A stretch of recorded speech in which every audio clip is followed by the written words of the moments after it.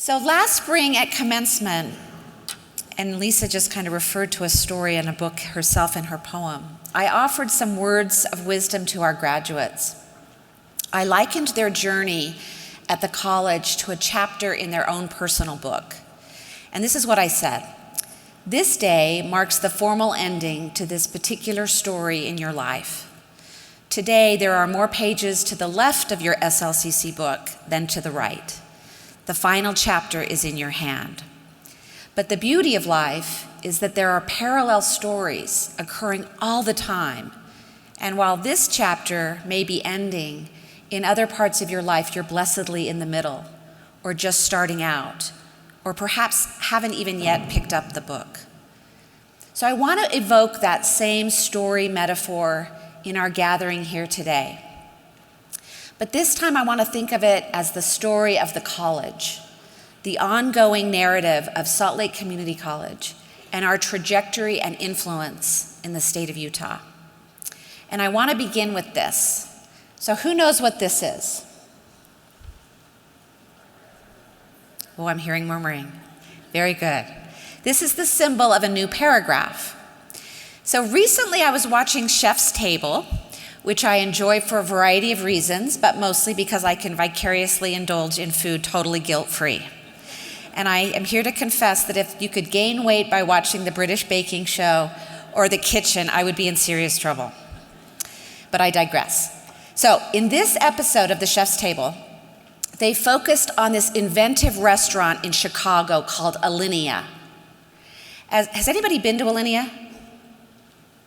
I want to travel with you if you've been there. It doesn't look like it. As the owner and chef searched for a symbol and name for this new restaurant, he came across this symbol, also known as a pilcrow. He decided to use it because for him, his restaurant symbolized a new train of thought in cuisine. This year, SLCC is embarking on a series of new trains of thought. We are thinking differently about what we need to do to get students to complete, what we should be including in transfer programs that will work for students, what industry needs differently from a training perspective, how we can do things differently to change the participation rates and completion rates of students of color, how we can collaborate and integrate our data to improve student success. And you could argue that our fundamental mission at SLCC is grounded in the element of change. Every one of the more than 61,000 students we train and educate here each year undergoes a change, or multiple, during their time here. Our talented faculty challenge students every day to think differently, to consider new trains of thought. And as our economy, our workplace environment, student demographics, technology, client expectations, as all of those things change, so too must we. Many of you spent long hours this past year collectively crafting the college's vision, mission, values, and strategic goals. Our vision statement challenges us to be transformative and inclusive educators. Our mission statement focuses us on preparing students for successful transfer or to have quality skills to put to work. Embedded in our list of values are words like collaboration and learning, constructs which, to be fully embraced, totally depend on an openness to change. So with vision, mission, and values defined, we've set 5 strategic goals for the 2016-2023 timeframe. And we decided that we needed to change our former council structures to allow for more immediate and transformative change. We drilled down to identify a cross-disciplinary method that will allow us to work collectively towards those goals. Today, I'm going to share with you more detail about the campus-wide collaborative work teams that have been or are in the process of being formed. These CWTs will each be given a singular charge during a designated time frame. The teams will dig into specific strategies and tactics of implementation to meet our 5 strategic goals. While the CWTs will be responsible for the deep dives that moves us closer to our goals, I want to assure you that all of you across the college will be addressing these goals in every classroom, in admissions, in human resources, in financial aid, in athletics, in the development office, in the professional development center, in the CTE programs. Truly, across the college, we will all work on these goals. And that's why we chose the Libba Bray quote for today's program. She said, "And that is how change happens. One gesture, one person, one moment at a time." So a reminder of our collective goals. Goal 1, increase student completion. We need to move from a 22% completion rate to a 40% completion rate. Our strategies address challenges of career and program planning, the cost of college, and persistence toward educational goals. We will enhance the student experience and support students when they start at SLCC all the way to obtaining their certificate or degree. There's been a CWT form called Strategic Enrollment Management, which Dr. Chuck Lepper is the cabinet sponsor of, and Kate Gildea-Broderick and Michael Navarre will co-lead. This work team has been already meeting for some time as colleagues in institutional advancement, student affairs, academic affairs, and institutional effectiveness to work together to improve student access, support, and success. These 4 groups are already meeting on a regular basis to strategically coordinate the communications we have with students in the pre-enrollment phase, to improve registration performance for current students, and to ensure that our course offerings match what students are looking for in programs of study.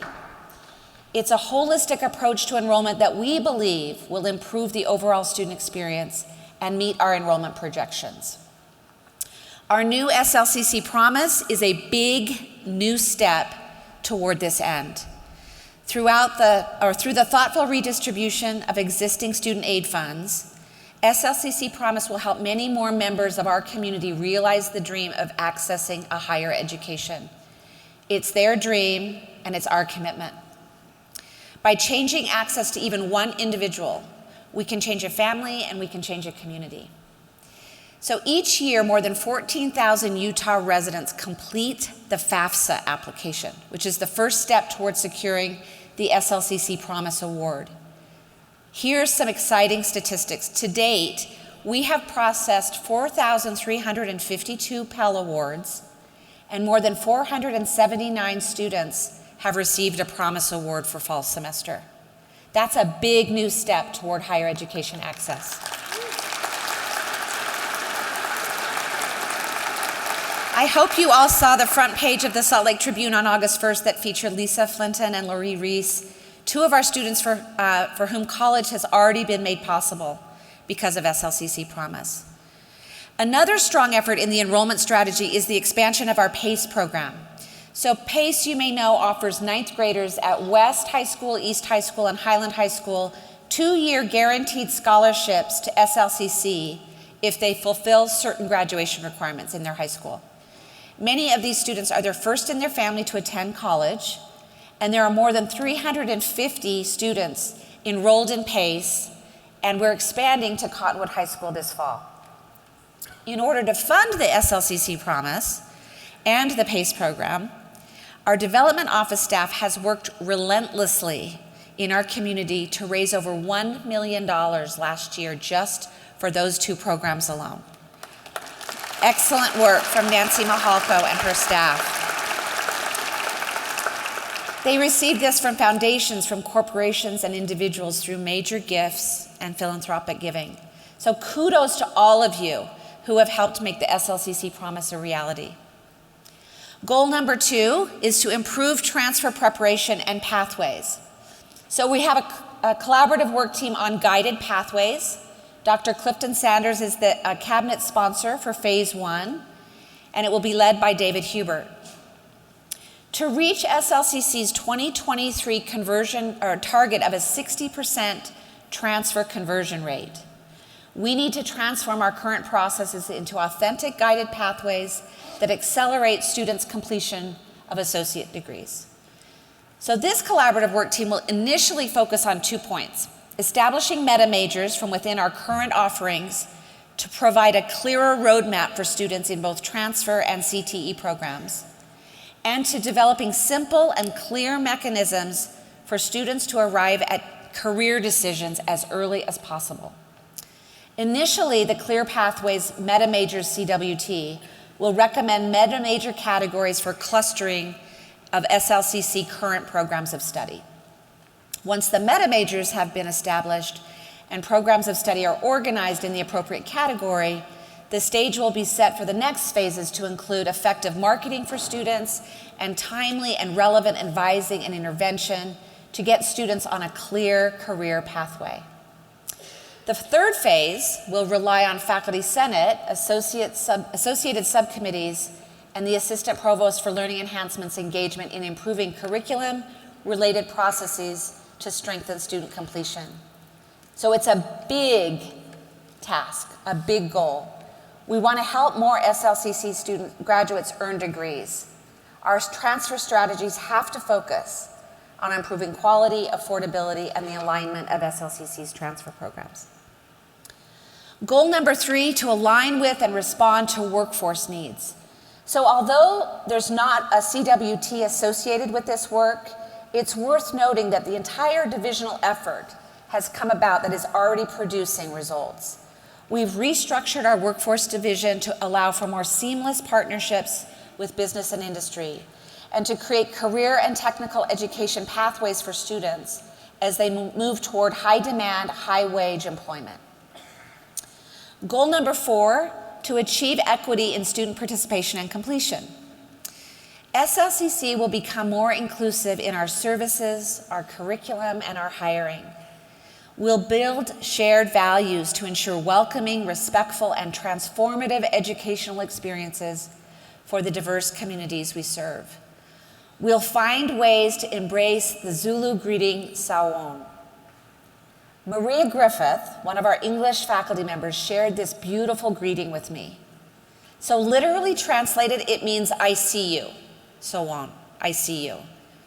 But when you say it, it reflects much more. I see you, I recognize you, you belong here, you are accepted here, you are one of us. So there'll be a CWT, Strengthening Talent, Acquisition, and Workplace Culture, sponsored by Dr. Roderick Land and Dennis Klaus from Cabinet, with Marianne McKnight as the lead. As a community college, it is imperative that we reflect our community.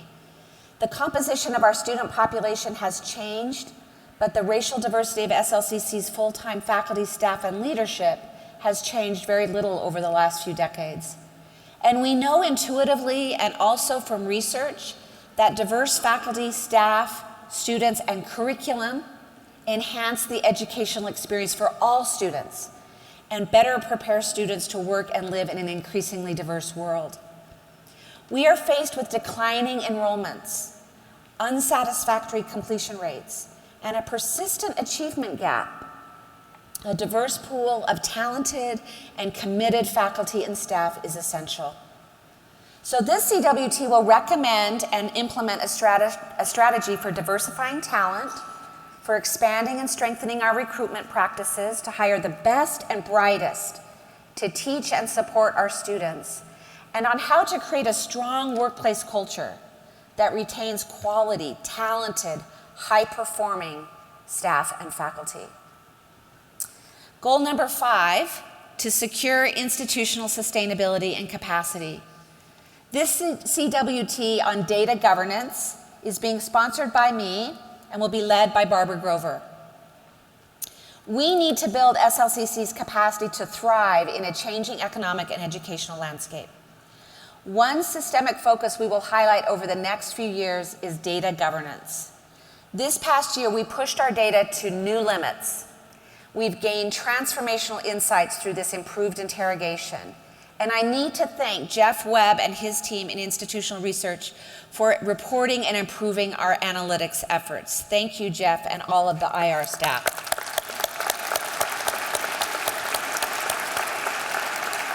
We're going to highlight some of this research at our upcoming Professional Development SLCC 360 event in February, and we'll talk about that more in a minute. But to truly become a model for inclusive and transformative education, and to secure institutional sustainability and capacity, we must continue to unleash the power of inquiry and analytics. We can use our data to build better and more customized student experiences. We can identify potential problem areas and achieve just-in-time support for students. We can predict the impact of the economy, college preparation, and even childcare on our students' success. We can determine the effectiveness of our work and find new ways to combine and focus our efforts. Data will make us better. But to become an inquiry-driven institution, it's going to require many of us to reconsider how we manage the data we produce. Analytics cannot succeed without data integrity and great data governance.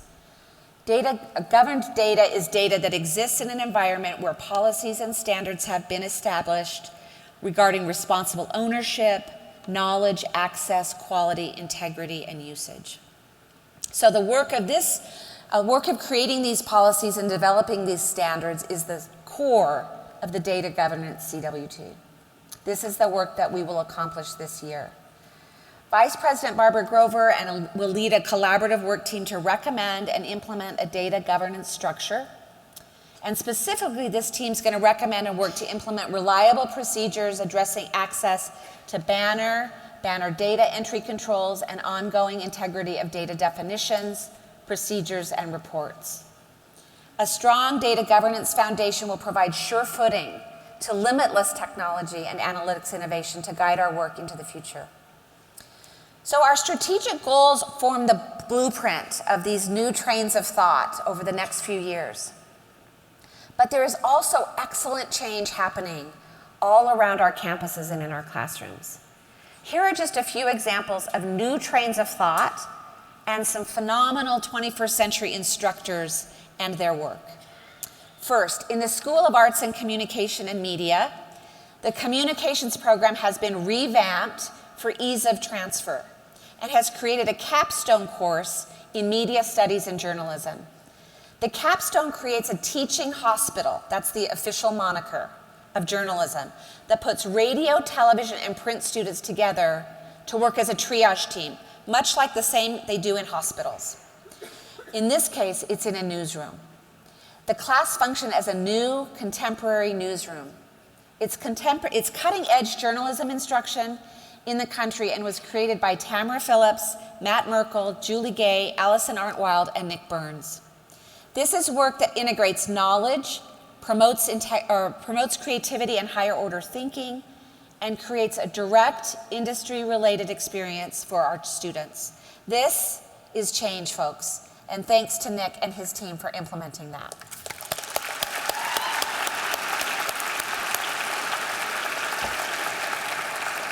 The School of Science, Mathematics, and Engineering just solidified a partnership with the Loveland Living Planet Aquarium for the specific purpose of providing our students exceptional and innovative educational opportunities.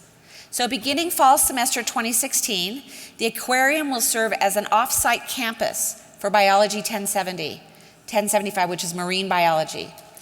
As part of the continuing effort to provide hands-on research experience, students will also be involved in a variety of undergraduate activities. For example, in collaboration with the aquarium staff, our Innovo Bio interns and biotech students and chemistry students are working on a project to develop an automated method to detect unhealthy levels of nitrates in water samples to help ensure the health and safety of the animals housed at the aquarium. Research opportunities will be extended to biology and engineering technology students in the next few years. So in addition to research and instruction, this partnership also offers opportunities for student internships, participation in community outreach, and a place to take the room out of the classroom in terms of field trips. This partnership goes far in complementing both the mission and values of SLCC and the mission and values of Loveland Living Planet Aquarium. In student learning and completion, I was informed last week of very exciting news from our ASL interpreting program. So at the recent Utah Registry of Interpreters for the Deaf Biennial Conference, that is a mouthful, UTRID, let's just call it UTRID. Our 2016 SLCC ITP graduate, Lacey Taggy, received the Student of the Year Award And our senior faculty member and program coordinator, Connie Spanton-Jux, was awarded the Kim Maibaum Lifetime Achievement Award. Kudos to you, Kim.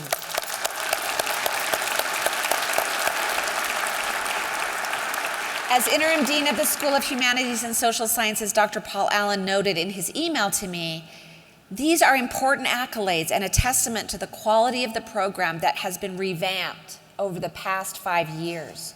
So change is working. It is an important example of our diligence and successes at getting students certified and into the workforce. But there's more. We have a brand new Bruin Arena floor. You cannot see it, but it's here. Designed to highlight Bruin basketball and volleyball teams, but also welcome the Salt Lake City Stars, the new Jazz D-League team, who will be playing all of their home games right here in Bruin Arena. And I just want you to know that I picked out the floor color. So after an arduous workout one afternoon, Kevin Dustin found me in my smelly workout clothes and said, come and look at the floor and tell me what you think. And I said, Kevin, that is a horrible color. Change it. Where's Kevin? He's somewhere in here. Anyway, it's beautiful. So when you see go to Kevin and say, that dark color is beautiful. Who chose that? Our West Point building is literally emerging from the ground and is on track for classes fall of 2018. Our Eccles Lab School launched a new nature playground which showcases the imagination and play found in the natural world. Dale Smith, Sally Schramm, Brandy Benson, and Charlie Barber have been imagining this new space for years, and it is now finally a reality. I will tell you that if one day you cannot find me, you might want to look in the tunnel at the nature playground. It is a great hiding space for time when you just need some time on your own. We all know that these projects cannot happen without tremendous cross-disciplinary effort, and Wes Hansen from our facilities department was key and an integral part of that project. So kudos to all of them.